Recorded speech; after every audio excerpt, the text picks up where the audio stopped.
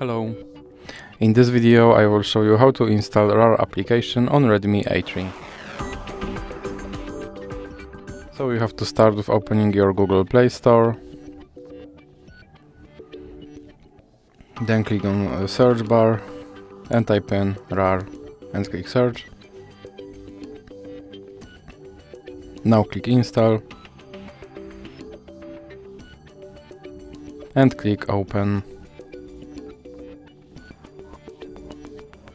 Here you have to allow this app to manage your files and then click back.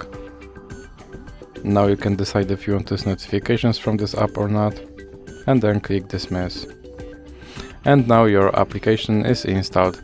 So that's it for this video. If you liked it, please remember to leave a like and subscribe.